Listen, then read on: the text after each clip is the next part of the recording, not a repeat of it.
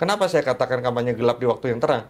Di siang-siang semua orang melihat, tapi keputusannya gelap. Kalau ada orang yang merasa dirinya hari ini menang satu putaran, pertanyaannya yang mau bikin satu putaran itu elit apa rakyat? Kan yang milih kan rakyat. Culture kita, budaya kita itu sudah dijajah oleh budaya luar negeri. Ketika ada satu kesamaan rasa, saya katakan, rasa itu muncul, Ditekankan kesamaan rasanya. rasa itu muncul, secara natural itu akan terjadi suatu pertemuan. Tapi itu bukan gimmick kan, bahwa memang terjadi ada komunikasi.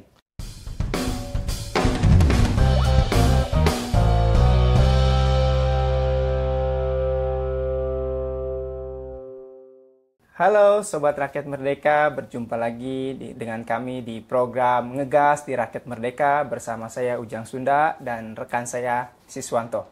Pemilu sudah semakin dekat, kurang dari 1 bulan lagi. Konstelasi Pilpres semakin ramai, tapi kita juga tidak bisa melupakan konstelasi di Pileg.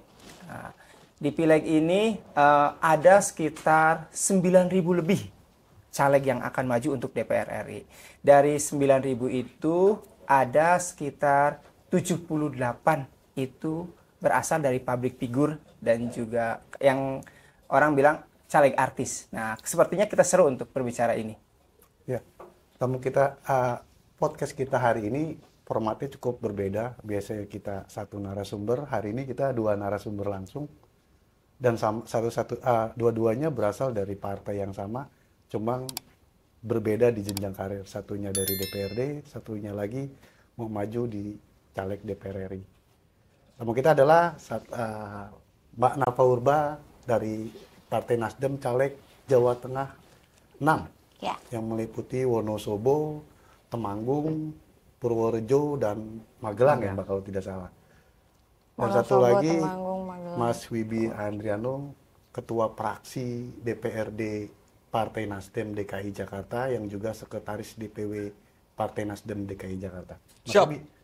Makasih sebelumnya nih Mbak Napa di tengah kesibukannya hadir di sini. Ini surprise bagi kita. Biasanya kita cuma satu narasumber, ini 2 narasumber langsung. Kalau dari tadi sih saya sebelum memulai, kalau insting jurnalis ini, wah ini berdua datang ini, kalau insting jurnalis itu pasti bilang, ah ini ada apa nih berdua nih. Cuma karena kita bahasnya politik, kita nggak masuk ke utara. Nah, kita masuk ke ini Ya, dulu. ini juga ada apa? Mungkin kolaborasi, Oh, iya. kolaborasi untuk sama-sama memenangkannya. Oh, iya. Karena beda. Satunya Jakarta, satunya Jawa Tengah, kan jauh banget. Ya saling support kan bisa. Bagaimana Pak? Ini pemilu kurang sekitar 1 bulan lagi. Betul. Ini kan sudah sangat dekat bagi politisi, bagi caleg ataupun capres. Ini waktu yang singkat, gitu kan. Mbak Napa udah pernah maju 2. Ini kan maju yang kedua, yang kemarin sempat gagal. Gimana optimismenya di tengah kurang dari sebulan lagi untuk pemilu, untuk menghadapi pemilu 2014 tanggal 14 Februari nanti pencoblosan. Sejauh ini gimana? Sebenarnya kalau ditanya sejauh mana dalam 1 tahun terakhir ini kan aku memang belusukan udah duluan ke Dapil Jawa Tengah di Magelang, di Temanggung, Wonosobo, Purworejo, Magelang Kota. Dan dalam 1 tahun itu banyak sekali belajar, menyelam lebih dalam lagi, belajar lebih dalam lagi, mengenal masyarakat lebih luas lagi, bergaul lebih intim lagi. Aku rasa itu yang paling penting sekali ya, maksudnya itu bekal sekali gitu.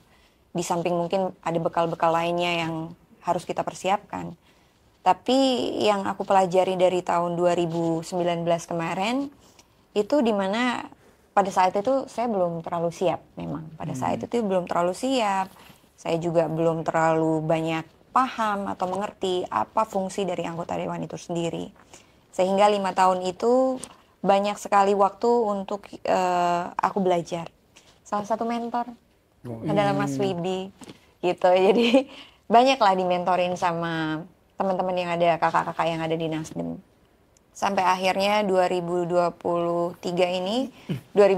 ini kembali lagi mencalonkan diri dan pastinya optimis ya, dan pastinya semangat sekali. Persiapan juga jauh lebih matang, pengetahuan juga lebih lumayan matang, walaupun harus tetap belajar setiap harinya, karena di dunia politik kita nggak cukup waktu hanya 1-2 tahun atau 3 tahun, pasti lebih dari itu, karena setiap hari buat saya adalah belajar gitu. Mbak Nafa kan punya popularitas yang sangat tinggi. Sudah terkenal sejak era tahun 90-an. Nah, kondisi tersebut memudahkan tidak dalam bersosialisasi ke masyarakat? Jujur, memang dengan adanya popularitas itu akan lebih memudahkan kita sebagai public figure untuk meraup suara, mengumpulkan massa, terus habis itu datang ke acara tanpa kita harus mengeluarkan biaya yang lebih, massa lebih gampang untuk datang dan berkumpul. Itu salah satu kelebihan ya dari seorang public figure itu sendiri. Jadi ya mudah. Ini Mbak, saya mau kutip Headline Rakyat Merdeka hari Rabu 17 Januari. Itu headline-nya itu, banyak rakyat belum tahu pemilu.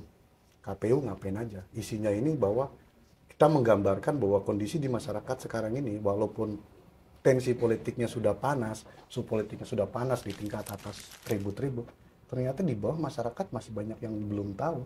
Masyarakat baru tahu itu pilpresnya, tapi pemilu legislatif yang juga tidak kalah penting harusnya, itu banyak yang nggak tahu. Kalaupun tahu, mereka nggak kenal caleg. Kalaupun tahu caleg, mereka kertas suara aja mereka masih bingung bahwa nanti di TPS mereka akan dapat 5 kertas suara pilpres, kertas suara DPR, DPRD provinsi, DPRD kabupaten kota, dan DPD RI. Mereka nggak tahu, nggak bisa membedakan bahwa ini fenomena yang kurang sebulan lagi terjadi di masyarakat. Kalau dari Mbak Nafa dan Mas Wibi menyikapi masalah ini tuh gimana? Bahwa masyarakat kita masih kurang update terkait pemilu itu, baru taunya pilpres aja, ada Prabowo, Ganjar, dan Anies. Mungkin dari Mas Wibi dulu kali, gimana Mas? Jadi gini Bang Sis, apa yang Bang Sis sampaikan tentang ngapain aja sih KPU? Mungkin kita pikir-pikir KPU ini terlalu sibuk ngurusin anak haram konstitusi. Jadi kurang gencar dia untuk mensosialisasikan ini pemilu ini seperti apa. Jadi tapi yang kita rasakan, kalau saya kan di Jakarta ya, kalau majority masyarakat Jakarta ini udah sangat amat luar biasa ya, tahu betul. Bahkan ketika hari ini sosialisasi kampanye, kalau orang Jakarta ya nikmatin aja. Hari ini yang datang misalnya dari partai apa, besok datang dari partai apa, sosialisasi. Tapi dalam hatinya, ketetapan hatinya sebenarnya sudah ada. Preferensi pemilihnya udah bold dia, menentukan pilihan. Kalau misalnya Ceruk di Jakarta ngomongin tentang kita nih, Nasdem dengan mendukung Bapak Anies Baswedan, itu terasa sekali tuh dorongan publiknya itu. Antusias daripada masyarakat Jakarta untuk mendukung Nasdem dan Pak Anies itu luas. Berbeda dengan kita pemilu yang lalu. Misalnya contoh, ketika 2019 Nasdem bersama Jokowi ya. Nah, itu berbeda. Kita terasakan. Jadi khusus untuk KPU di Jakarta lebih baik fokus terhadap aturan-aturan. Ini yang agak-agak gampang nih. Apalagi juga mitra daripada KPU itu Bawaslu. Yeah. Ini juga menjadi perhatian serius bagi kami nih di partai politik. Karena banyak sekali pelanggaran-pelanggaran yang terjadi. Kampanye-kampanye yang hari ini kampanye dikatakan kampanye gelap tapi di waktu yang terang. Kenapa saya katakan kampanye gelap di waktu yang terang? Di siang-siang semua orang melihat tapi keputusannya gelap. Contoh, hari kemarin CFD. Jelas-jelas ada salah satu paslon, calon presiden, yang melakukan kampanye di tempat yang sudah ditentukan tidak boleh melakukan kampanye. Tapi sayangnya, institusi yang paling tinggi hari ini, kita contohnya di Jakarta adalah pemiliknya adalah penguasa sementara ya, PJ Gubernur, malah lagi tidur ketika ditanya. Ini kan menciptakan apa ya? Distrust terhadap kita, pertama dari peserta, yang kedua dari masyarakat. Ini mau di mana nih aturan yang mau kita terapkan? Yang kita mau ikutin yang mana? Seperti itu. Kita minggu lalu itu pernah ngangkat juga HL, Headline Rakyat Merdeka itu, saya lupa hari apa. Semua teriak curang, tapi semua juga yakin menang. Nah, isinya bahwa setiap paslon itu menyatakan adanya pelanggaran-pelanggaran pemilu. Nah, kita tahu bahwa setiap kontestasi, baik pilkada, legislatif maupun pemilu presiden, pasti ada kecurangan. Masalahnya dalam setiap kontestasi itu, kecurangan ibaratnya disebutnya kayak buang angin. Baunya ada tapi sulit dibuktikan gitu loh. Baunya ini ada tapi sulit karena nggak terlihat. Akhirnya apalagi dalam pembuktian ketika membuat gugatan ke pengadilan itu kan harus sistematis, masif dan struktur. Nah ini gimana kan 01 juga sering teriak terjadinya kecurangan-kecurangan. Yang terbaru Videotron yang tiba-tiba hilang. Itu gimana? Ini kayaknya belum ada, baru sebatas rame di medsos tapi belum ada tindakan dari 01 terkait masalah itu kayaknya belum terdengar. Jadi gini, kan yang melaporkan itu kan tidak hanya dari paslon saja tentang kecurangan. Rakyat semua bebas untuk melakukan pelaporan tersebut. Dan ini dirasakan nyata-nyata bahwa ada pelanggaran dan sudah terlapor. Tapi bagaimana sekarang institusi penegakan? Hari ini sentra Gakumdu kan sudah jelas kan, di situ ada kepolisian, kejaksaan, dan juga ada Bawaslu. Gimana dia bisa melaksanakan daripada pelaporan itu? Dijalankan atau tidak? Atau memang ini ada pembiaran? Atau ada semacam tutup mata lah? Kalau ya udahlah, kalau misalnya ini kira-kira paslon tertentu ya kita tutup mata aja. Let it go, jalan aja tempat. Tunggu aja nanti kalau misalnya ada gugatan nanti di MK aja kalau misalnya ada perselisihan. Tapi itu ada ambang batas kalau kita ngomong TSM tadi. Nah. Ya kan? Kalau 4% baru itu masuk dalam suatu pokok perkara. Tapi lebih daripada itu, apakah itu bisa masuk pokok perkara? Tidak, lewat saja kan? Nah, makanya di sini yang kalau ada orang yang merasa dirinya hari ini menang satu putaran, pertanyaannya yang mau bikin satu putaran itu elit apa rakyat? Kan yang milih kan rakyat. Jadi opini publik sedang hari ini lagi dimainkan. Jadi arah digiring seakan-akan ada pembenaran kalau misalnya besok ada yang menang. Yang kedua, soal survei. Hari ini mungkin survei banyak mengatakan hari ini paslon tertentu yang nge-leading. Tinggi. Bahwa ini besok akan satu putaran, segala macam. Apakah itu betul-betul terjadi di bawah nanti tanggal 14 Februari? Ya kita lihat aja. Itu kondisi di Jakarta ya kita rasakan memang seperti itu. Nah, lalu kalau kondisi di Magelang seperti apa, Mbak? Di Magelang sendiri saat ini sih kalau untuk pencalonan legislatif ya aman-aman aja sih, kalau lancar-lancar untuk pilpresnya aja. kan kita Justru malah panas di sesuatu sini. hal yang tidak terduga terjadi. Memang pada saat ini di Jawa Tengah sendiri elektabilitas Pak Anies sendiri juga naik gitu. Jadi memang respon dari masyarakat yang benar-benar ingin suatu perubahan itu benar-benar nyata adanya juga gitu.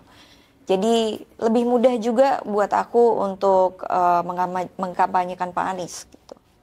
Tapi ada ini nggak sih, setidaknya pengalaman yang tidak menyenangkan misalkan terkait masalah intimidasi, penghalang-halangan dalam kampanye. Karena kan kita tahu Pak Anies ini kan kalau di berita ini kan paling banyak di setidaknya Paling banyak viral ya. paling banyak diganggu lah dalam kampanyenya. Mau kampanye di sini tiba-tiba H-1 batal gitu kan. Ininya dicopot-copotin balionya. Nah, kalau caleg sendiri ini kan partai pengusung Pak Anies nih. Dari Nasdem sendiri, Mas Wibi sama Mbak Nafa ini di dapil ini ada pengalaman seperti itu nggak sih? Kampanye dihalang-halangin untuk yang sekarang ini? Sama aja sih di Jawa Tengah juga seperti itu. Kalau permasalahan soal baliho dirusak, baliho diturunin, terus banyak ancaman dari eksternal itu pasti terjadi gitu. Tapi gimana caranya supaya kita bisa menyikapinya dengan tetap damai-damai aja, supaya nggak ribut seperti apa gitu. Itu kan kita harus benar-benar mengkondisikan supaya tim juga bisa tidak melakukan hal-hal yang nanti malah menimbulkan bentrokan gitu. Jadi gimana caranya supaya adem aja, ayem aja. Tapi kalau di Jawa Tengah kan orangnya masih tepos liro lah gitu. Jadi nggak terlalu yang brutal seperti di Jakarta ya. Kalau di Jakarta ya kalau ada yang ngancam kita ancam balik lah. Jangan dilawan itu. Sekarang ini kan ada lagi dimainkan narasi di masyarakat bahwa yang terjolimi itu relatif elektabilitasnya akan naik. Ada yang dihina akan naik. Tapi belum ada narasi yang dikembangkan bahwa yang baligonya diturunin itu justru elektabilitasnya akan naik. Nah, gimana tuh? Jadi gini loh, saya lebih tertarik dengan Mas Ujang bilang tadi soal penzoliman ya.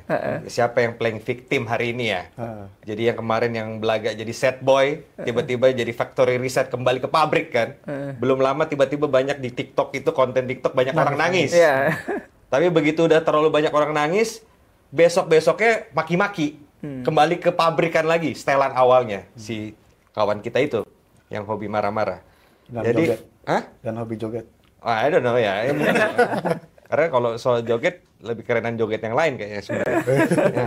Tapi gini loh, soal narasi-narasi seperti itu, penzoliman itu sebenarnya kita nggak lah bermain gini. Kubu kita jelas Amin, gagasan. Apa yang kita tawarkan hari ini buat perubahan kan? Ini kan jelas yang ditunggu kan. Keresahan-keresahan yang kita himpun selama Indonesia merdeka sampai dengan titik ini, apa yang belum terdeliver untuk masyarakatnya? Hari ini lapangan pekerjaan makin sulit dirasakan. Harga sembako meroket. Ini kan hal-hal yang basic dulu yang kita pingin bahas. Nggak usah kita ngomong hal yang terlalu tinggi dulu. Karena bahasa rakyat tuh kadang-kadang bahasa perut kan. Mungkin hari ini, mungkin besok ketika kita udah ngomong perubahan itu, bansos mengalir luar biasa lagi kan. Rame-rame dibagi-bagikan. Tapi ya ini faktanya, bahwa kesulitan-kesulitan yang dirasakan rakyat itu adalah yang ingin kita sampaikan kepada publik. Bukan kita menggunakan narasi-narasi seperti apa ya, gimmick-gimmick itulah. Sad boy, apa segala. Ini kan kalau dari Paslon 02 ini kan lagi masif-masifnya. Deklarasi di mana-mana Pilpres satu putaran. Dan yang dibilang ke rakyat itu, kalau Pilpres satu putaran, maka negara akan irit menghemat 27 triliun. Cukup besar kan anggarannya, cukup besar. Kalau 27 triliun dialokasikan kepada kebutuhan yang lain, ini bukankah sangat berguna bagi masyarakat? Dari 01 mengkanter isu ini gimana? Ini kok kayaknya rakyat akan terpengaruh juga. Oh iya juga, 27 triliun. Kalau dibeliin beras itu Jakarta tenggelam itu. Gitu ya. Ini gimana untuk mengkanter isu itu gimana? Silakan kan apa mungkin bisa jawab. Tapi saya tak main ya. Oke. Terlalu mahal negara kita ini kalau mendapatkan pemimpin yang tidak berkualitas. Konsekuensinya terlalu mahal. Kita akan berhadapan dengan 5 tahun kekuasaan, bahkan mungkin tidak hanya 5 tahun, tapi bisa berpuluh-puluh tahun dengan skema politik dinasti yang hari ini kita lihat jelas. Dengan 27 triliun kompensasi, rasa itu tidak ada artinya dibandingkan kita harus mendapatkan kualitas pemimpin yang terbaik. Itu yang diharapkan oleh seluruh rakyat Indonesia kan. Kualitas yang benar-benar, pemimpin yang benar-benar lahir daripada rahim perjuangan, bukan rahim dari Mahkamah Konstitusi. Sekarang ini kan ya memang kubu 02 itu meyakini dan terus mengkampanyekan Pilpres satu putaran. Tapi banyak juga prediksi bahwa Pilpres itu mungkin akan berlangsung 2 putaran. Dengan yang lolos itu 02 atau yang dengan lawan 01 atau 03. Nah, kalau terjadi 2 putaran, itu sikap dari 01 seperti apa? Ibaratnya 01 lolos ke putaran kedua atau 01 tidak lolos ke putaran 2? Saya lagi nih. Iya. Mbak? Lah ya kamu yang ditanya ya. Lagi seru. Kita ini harus dewasa berpolitik. Kita harus dewasa. Segala kemungkinan tuh pasti ada. Tidak mungkin kita tuh pasti menang. Kepastian itu adalah milik Allah Subhanahu wa Ta'ala. Kalau kita terima bahwasanya ini hari ini kita kalah, itu memang sudah ditakdir. Tapi perjuangan itu tidak berhenti dengan atas nama kekalahan. Perjuangan untuk menuju perubahan itu nggak ada tuh kurva itu menurun. Kurva itu terus berjalan. Bagi kami 01. Dan kami siap menerima konsekuensinya. Bahwa kita nanti akan men-challenge lagi di periode berikutnya, itu adalah bagian daripada konsekuensi daripada politik itu sendiri.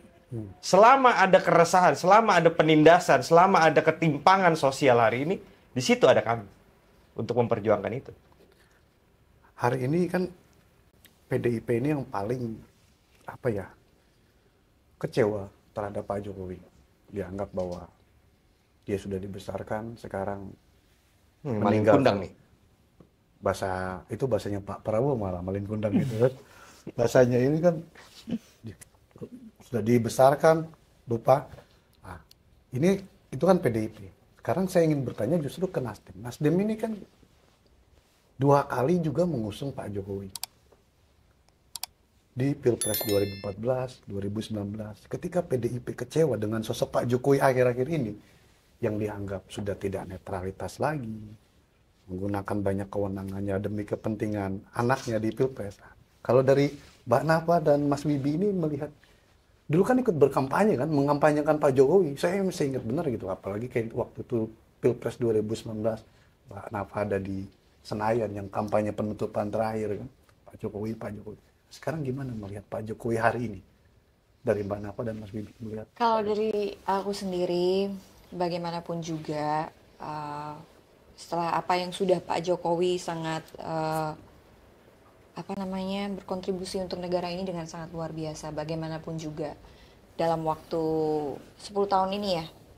Dan pastinya kita sebagai rakyat ya pasti berterima kasih. Untuk Pak Jokowi yang dulu kita benar-benar sangat mengagumi apa yang sudah Pak Jokowi kerjakan gitu. Tapi mungkin kekecewaan yang terjadi saat ini adalah ya yang terakhir-terakhir ini di masa jabatannya mungkin sudah mau selesai. Yang akhirnya banyak hal-hal yang terjadi seperti keputusan MK,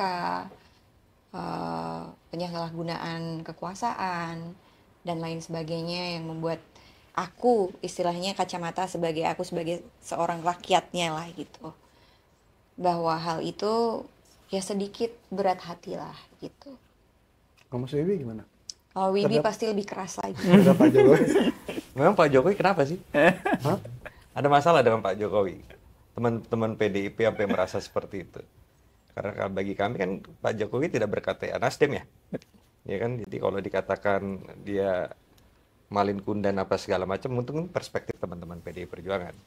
Bagi kami Nasdem konsisten.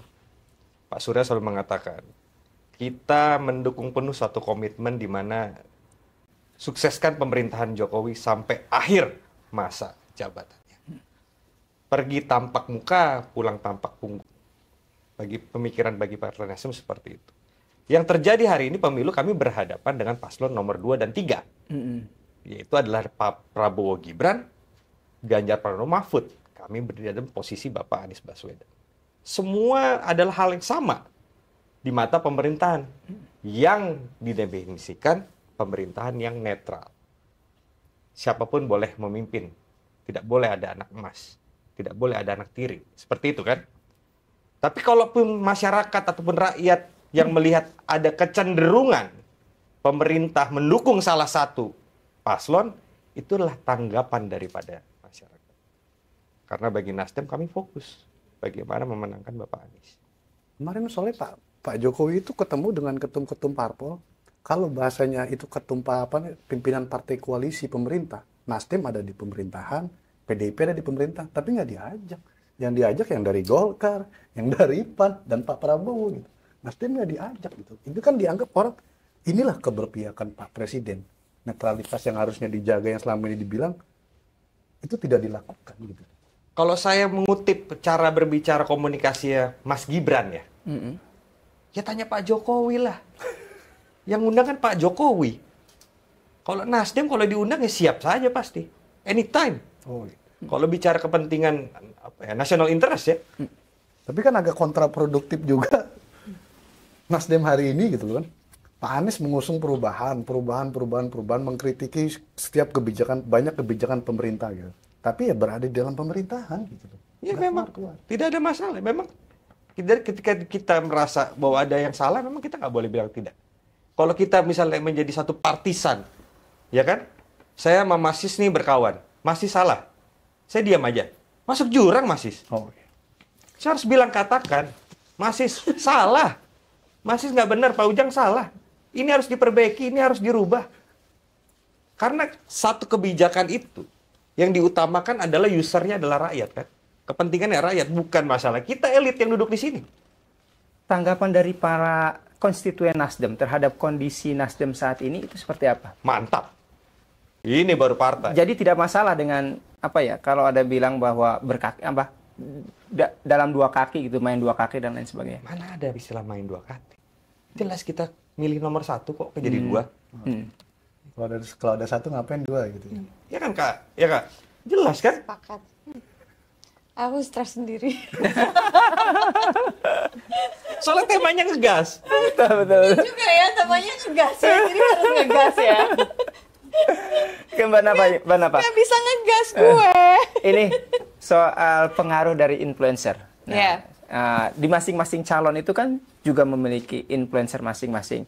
Nah, Mbak Nafa ini dengan kekuatannya, dengan jaringannya, itu mensosialisasikan 01 di masyarakat itu seperti apa dan seperti apa keberhasilan yang diraih? Kalau akhir-akhir ini kan kalau di TikTok itu udah banyak lah ya, dengan secara masifnya rakyat sendiri sudah bikin apa namanya konten-konten tertentu dan akhirnya FYP juga viral juga. Aku kalau ngobrol di sebelahnya dia jadi nggak pede. Kamu tuh bikin aku jadi terintimidasi tau lah. Saya nggak ikut-ikutan kalau yang gini. Sengaja ya. Apa salah saya? Aduh, kamu aja yang jawab ya. Ini kan gini apa? Udah beda ini ceritanya. Ini kan kalau kita cermati kan 2 kali pilpres ini 2019, 2024 kalau saya nyambung dari pertanyaannya Kang Musuh tadi ya. Ini kan baru 2 kali pilpres ini yang kayaknya paslon itu menggunakan banyak jasa influencer yang khususnya dari kalangan public figure kan. Sering banget dari Pak Jokowi salah satu Nasdem doang yang enggak. Oh, Nasdem enggak terlalu banyak influencer dan artis tuh benar-benar enggak ada. Ya kan? Enggak ada, benar-benar cuma sedikit banget gitu. Ada Mbak Nafa di situ, ada Vicky Farhan. Shu. Siapa? Mas Farhan. Mas Parahan, Influencer, walaupun bukan artis, influencer. Mas Coki Sitohang. Oh, Coki Sitohang, iya. Belum dari tapi nggak PKB. banyak gitu loh. Oh, iya. Kalau di Nasdem itu nggak terlalu banyak seperti paslon-paslon yang Nasdem lainnya. itu saya gitu. tangkap kalau Nasdemnya aja kalau nggak salah caleg public figure itu ada 7 kalau tidak salah. Masa sih tuh bentar. Coki Sitohang, aku, Vicky Shu. Saya lupa mukanya. Yang mantan TV One itu siapa? Nita Talisa masih? Tina Talisa. Tina Talisa. Saya tahu Tinatun. Nah, itu temen dulu di DPRD. Oh, Ramzi. Ramzi. Nggak banyak, Mas. Nah, maksudnya Ada Mbak Anissa Bahar. Oh iya. Ya, tapi nggak terlalu banyak gitu. Itu memang teman-teman itu yang udah menjadi kader dari 2018, udah dari dulu dan masih stay di situ. Jadi mereka ada di situ bukan karena kita di endorse ataupun karena kita dibayar, enggak. Karena memang kita di situ tuh udah seperti keluarga dan kami benar-benar nyaman di situ. Nah, Jadi maksudnya tidak ada arahan dari misalkan dari pimpinan atau dari timnas lah gitu kan. Ini kita gerakan influencer kita untuk membuat konten sekreatif mungkin demi menarik masyarakat yang pengguna medsos juga. enggak sama sekali nggak pernah ada arahan. Itu semua keluar dari hati kami masing-masing. Benar-benar karena kami melihat bagaimana seorang Bapak Anies bahwa semua kriteria yang kita butuhkan di seorang pemimpin itu ada di Pak Anies Baswedan. Dan jadi kita sendiri sebagai kader juga percaya diri bahwa Bapak Anies ini memang benar-benar kriteria yang dibutuhkan untuk masyarakat di Indonesia, bahwa dia bukan sekedar pemimpin, tapi dia juga bapak yang bisa membapai seluruh bangsa Indonesia itu sendiri gitu. Jadi itu keluar dari hati kami masing-masing tanpa kami disuruh, tanpa kami harus apa tadi namanya perintah untuk membuat konten apa segala macam, enggak ada. Memang itu semua keluar dari hati kami sendiri. Jadi itu enggak ada diperintah terus disuruh begini begitu. Komunikasi dengan Mas Anies? Baik ya, Bapak Anies salah satu sosok yang sangat enak sekali kalau diajak bicara, tukar pikiran, bahkan apapun yang menjadi keresahan kami sebagai rakyat Indonesia. Kalau aku mungkin di seniman gitu, benar-benar kalau kita lagi nanya itu Bapak selalu sambil nyatet di handphonenya. Kesannya tuh nggak memperhatikan, tapi ternyata dia lagi nyatet di handphonenya gitu. Kalau di bidang saya kan kita di budaya, di kesenian. Di situ juga aku mengungkapkan bagaimana keresahan kami sebagai seorang seniman, bagaimana budaya kita udah tergerus dengan budaya luar punya gitu kan, bagaimana budaya lokal ini sudah kurang grow, benar-benar kurang grow, karena culture kita, budaya kita itu sudah dijajah oleh budaya luar negeri. Karena gimana? Bagaimana sekarang ini kayak kulinernya orang-orang Indonesia lebih suka kuliner dari Korea, dari Jepang masuk, terus perfilmannya, semua budayanya itu dari Korea masuk, drakor bisa menjadi nomor satu, terus habis itu Dracin, seperti itu. Nah mereka kan bisa memasukkan unsur-unsur budaya itu di setiap perfilmannya mereka. Tanpa kita sadarin, sebenarnya kalau seandainya kita bisa memasukkan unsur budaya dan kuliner di perfilman, di entertainment, itu dampaknya kan langsung ke masyarakat. Perekonomian kerakyatan itu bisa berjalan. Kalau ini ngomong-ngomong bicara hiburan yang mumpung lagi rame nih. Ini kan dunia hiburan kita yang pengusaha-pengusaha hiburan ini lagi teriak. Betul. Tiba-tiba ada pajak 40-75%. Di DKI itu kalau tidak salah baru disahkan 40% ya Mas Bibi. Iya. Baru kita bahas tadi. Nah, itu gimana tanggapannya dari kalau Mbak Napa dari kalangan musisi dan Mas Bibi dari DPRD yang juga harusnya pengawasan terkait masalah ini, gimana? Kalau saya di DPRD DKI Jakarta ketika menerima hal itu, saya nanya langsung, ini gimana nih prosesnya? Ternyata itu given. Itu perintah dari pemerintah pusat. Bahwasanya setiap provinsi se-Indonesia, tidak hanya DKI Jakarta, harus memberlakukan pajak minimal 40% dengan batas atas 75% untuk industri hiburan tertentu di situ. Kita tidak punya kebijakan apa-apa untuk menolak itu. Harus disesuaikan.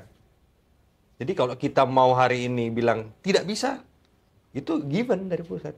Yang bisa kita berikan adalah hari ini bagaimana batas pajak itu yang terendah dari kebijakan pemerintah pusat.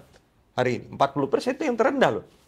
Bukan malah yang tertinggi atau apa. Mesti bisa 75% lagi. 40-75. 75 ya kan? Iya. Nah kami juga merasa bahwa hari ini Jakarta ini apa sih sumber pemasukan utamanya? Pajak. Kita nggak punya kekayaan alam di sini. Pajak lah pendapatan. Tapi kita juga butuh pertumbuhan ekonomi karena lapangan pekerjaan pun di situ juga besar gitu captive-nya kan. Nah, yang perlu dipastikan pertama adalah menurut saya adalah transparansi anggaran pajak dan juga kinerja daripada petugas pajak. Yang selalu dipertanyakan oleh masyarakat Jakarta, ini kalau kami ini kasih ini barang ini 40%, 75%, ini duitnya kemana? Betul. Dikorupsi nggak nih duitnya? Karena hengki-pengki petugas pajak ini kan udah jadi bahasa rakyat ini. Wah kalau misalnya ini bisa dikurangin lah, apalah segala macam. Kekhawatirannya seperti itu bahasa daripada masyarakat. Yang kedua, nanti uang ini setelah kami kumpulkan, ini mau di-store kemana? Sekarang lagi rame di media sosial, ini apakah nanti buat ke IKN nih uang pajak ini? Itu loh, bahasa rakyat loh. Ini bukan bahasa saya. Ngomong, Pak, ini kalau kita ini ditarik 40-75%, saya sampai tanya, ini bukan pajak semuanya. Ini pajak karaoke, pajak diskotik, spa. Emang Bapak doyan spa, saya bilang. Sama doyan ke diskotik, ya kan? Oh, enggak juga sih, ya kan? Saya bilang. Kalau ke diskotik kan pasti mahal kan? Karaoke pun paling biasa kami di pos ronda, Pak. Jarang kita ke karaoke eksekutif gitu. Masih sering ya? Hah? Nah, ya. Tergantung undangan. Jadi hal tersebut ya. Tapi apapun kebijakan pemerintah ini bisa menjadi satu distrust. Bila mana masyarakatnya nggak percaya ini. Ini barang ini mau ditaruh di mana? Dan pengelolaannya seperti apa? Dan kami dari DPRD DKI Jakarta, saya udah bilang sama seluruh, terutama saya di Komisi C, di bidang pajak, saya bilang, ini harus diundang rapat ini. Mitra kita, Bapenda. Kita harus sampaikan ini. Pengusaha-pengusaha ini juga harus diundang. Agar pengusaha tahu, ini dampak daripada kenaikan pajak 40% ini, apa yang terjadi? Ya dong? Betul. Apakah nanti ada pengurangan pegawai? Apakah harga segala macam pengunjung sepi, segala macam? PHK di mana-mana. Imbasnya itu seperti apa? Manajemen resikonya seperti apa? Ini yang belum jelas. Karena ini given aja, Mas. Ini kan awal tahun, di awal tahun gitu kan. Menjelang pemilu juga. Gitu kan. Dimana kemarin APBN kemarin itu masih defisit kan. Yang nambahnya lagi dari utang. Ini ada kecurigaan nggak sih bahwa ini memang ada kaitannya juga mungkin dengan pemilu gitu loh. Ada kaitannya ke pemilu. Ada kecurigaan ke sana nggak sih? Kalau dari sisi aku sendiri ya, sejujurnya aku kan punya perusahaan di perfilman. Jadi aku punya PH namanya Behave Picture. Kita baru bikin satu film dan langsung meledak. film kita kemarin yang kita bikin itu Air Mata di Ujung Sajadah. Oh Bikin iya apa? iya iya. Betul. Dan kita sekarang ini lagi mempersiapkan 3 film lagi. Tiba-tiba kita dengarlah soal pajak 40 sampai 75%. Ini kan rada mengkhawatirkan dan rada bikin nyesek juga. Karena bagaimanapun juga kan perusahaan kita baru perusahaan yang berkembang gitu loh. Nah, itu justru sekarang ini menjadi pertanyaan-pertanyaan seperti tadi yang aku juga pengen sampaikan gitu loh. Istilahnya ini kemana pajaknya setelah kita bekerja nih luar biasa, kita benar-benar membuka lapangan pekerjaan juga untuk banyak orang, dan di situ juga kan aku berusaha semaksimal mungkin gimana caranya supaya nanti setiap film aku juga ada unsur budayanya yang masuk di situ, ada unsur pariwisatanya juga yang masuk di situ. Terus tiba-tiba dihadapkan dengan hal yang sekarang ini lagi isunya lagi gencar banget gitu. Lumayan kita sebagai pengusaha ya agak worry-nya bukan main gitu loh. Kok bisa gitu. Sementara sekarang ini kan pajak baru 22% ya kalau buat perfilman ya. Kemarin soalnya aku habis ngurus pajak. Terus tiba-tiba kita dengar mau 40 sampai 75% itu sih nyekek banget sih. Ini kayaknya Gitu. yang harus Iya. ada perubahan. Aku sih nggak setuju gitu. Enggak, ntar duit pajaknya Iya, diban- kemana? jadi Ya. bansosnya dibagikan itu diklaim salah satu bahasa.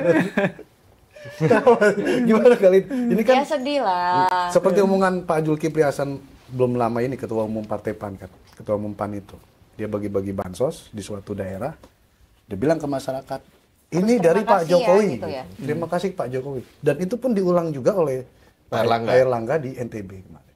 Nah ini dari kubu lawan ini gimana yang nggak bisa mengklaim bahwa bansos milik Nasdem gimana? Ya memang bukan milik Nasdem. Ini kan bansos ini kan yang dititipkan oleh masyarakat yang sejahtera kepada masyarakat yang belum sejahtera. Ini kita titipkan dari pajak kita. Berarti itu uang Uang rakyat kita, dong. ini ya? uang kita yang kita titipkan untuk masyarakat yang belum sejahtera. Sangat amat miris sekali ya. Problem utama kita ini bukan masalah kemiskinan sebenarnya, tapi bagaimana mencerdaskan kehidupan bangsa. Ya, setuju Jadi sih. yang mencerdaskan kehidupan bangsa ini bukan hanya masyarakat kecil saja, tapi masyarakat yang hari ini elitis juga harus cerdas. Cara berpikirnya, cara makro, bagaimana dia berpolitik dengan waras, bukan hanya mengandalkan klaim-klaim seperti itu. Sedih sekali untuk level-level pimpinan partai politik yang memiliki kader-kader yang saya rasa dari pihak Golkar dan PAN itu kan banyak yang brilian juga. Banyak orang-orang cerdas dilahirkan daripada orang-orang yang bergerak, aktivis dan lain-lain. Tapi ketika dia menyampaikan hal seperti itu, bagi kami hanya prihatin. Pas ini sama Mbak, ini kita obrolan sama ini santai tapi sangat seru. Tapi mungkin karena keterbatasan waktu, kita sebelum akhir ini ada kuis. Boleh dijawab oleh berdua atau salah satu. Ada 5 pertanyaan, jawab cepat. Oke, Mbak Nafa aja. Mbak Napa aja. Apa? You aja. 2. Saya kalau ngomong kepanjangan pasti nanti.